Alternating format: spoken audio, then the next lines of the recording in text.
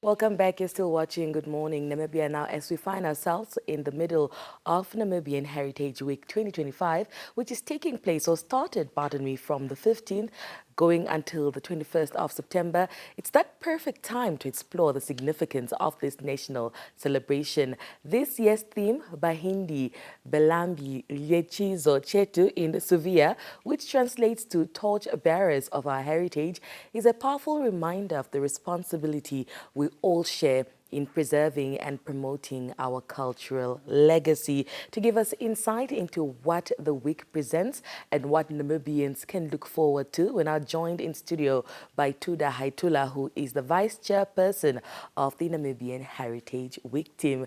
Mr. Haitula, a very good morning to you. Good morning. Thank you so much for making time to talk to us. Thank you for having me. Let's talk Namibian Heritage Week. What exactly is Namibian Heritage Week for those who do not understand exactly what it's all about? Thank you. Basically, Namibian Heritage Week is the week dedicated to us celebrating and embracing our culture, with the main purpose of educating the younger generation so that we can actively participate and encourage them to learn more about our culture so that in the coming futures, our culture won't have faded away as we are currently seeing now. We are losing quite a lot of our culture and all aspects, be it music, food, clothing, and all of that.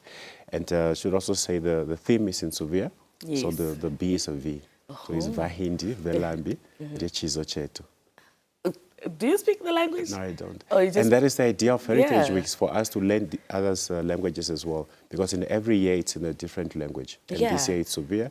We've had Afrikaans, we have Setswana, Rukwangali, Osherero, but it's just, if you can learn that phrase for the year, and at least you should be inspired to learn more about a different language as well.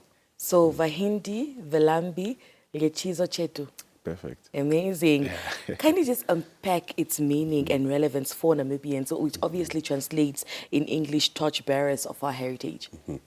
So for every year we have a different theme in the different languages I also mentioned. And the idea is, there's a lot of stereotypes that we associate to different cultures. But if we can just tap a little bit into another language or another tribe and to learn something about them, then you can explore more and open about that. And then also it's just to inspire us to also be interested in other people as well, and then give everyone a chance.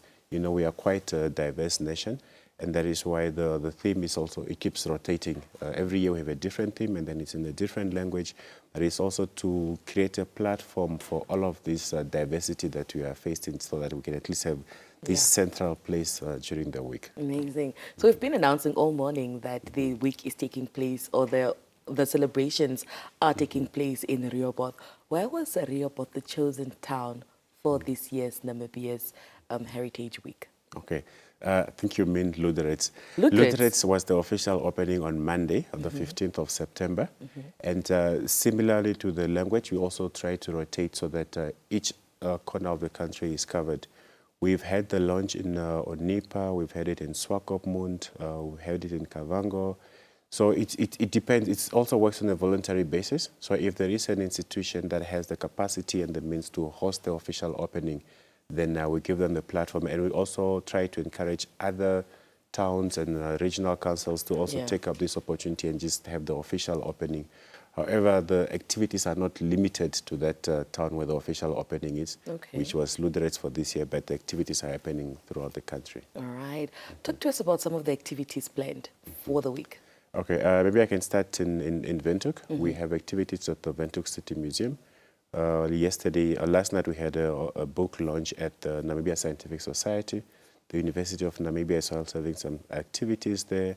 Independence Memorial Museum and so forth. And then out in the regions, of course, we have activities in Luderitz at the Maritime Museum in collaboration with Trans-Namib. And then we also have activities with the Oshana and the Hangwena Regional Councils. We have activities at the Kavango Museum. So it's happening everywhere throughout the country. And the one central platform where you can get all of this information is on the Namibian Heritage Week Facebook page. You will see all the posters with activities that are happening throughout the country, and depending on where you find yourself, you can then decide where to go based on that. All right. Are we seeing people selling food, different traditional groups, entertaining the people, or what are we seeing? Yes, everything is happening. Okay. Yeah, there's quite a number of activities. Some are centered around school kids, but of course, the aspects of food, clothing, music, cultural performances, I think those are the activities that are happening across most of the places. Amazing.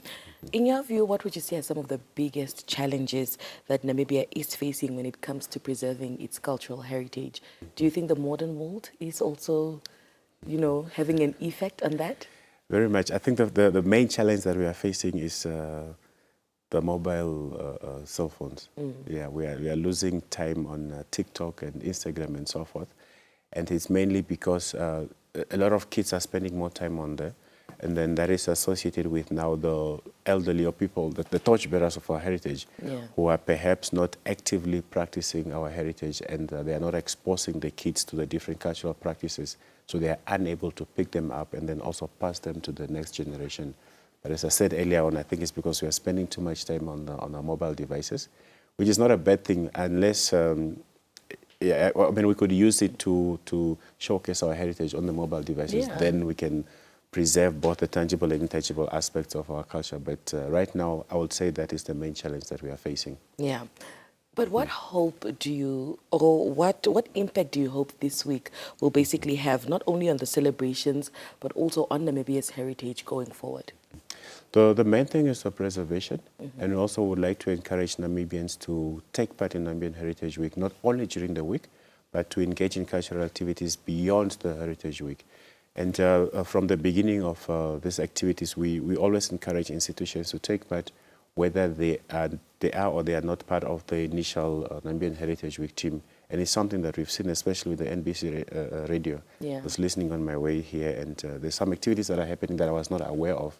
So that is something that we want to see more institutions and individuals taking pride and also actively exercising their heritage outside Namibian Heritage Week. Yeah. Amazing. What message would you like to leave with Namibians this morning about the importance of honoring and just carrying forward our heritage? No, it's, as I said earlier on, it's important that we actively practice our cultural heritage. Just find a theme or an area that you want to focus on. Maybe it's food, clothing, dance, or whatever the case may be. And then actively practice that in front of the kids or the younger generation so that they can learn from that and adopt it and be able also to pass it on to the future generation. Yeah. As those are the torchbearers of our heritage, Bahindi Belambi, Chizo Chetu. I love it. Well, Mr. Haitula, thank you so much for joining us on Good Morning Namibia. All the best with Heritage Weekend. We love the patterns on the shirt. Oh, thank you very much. All right.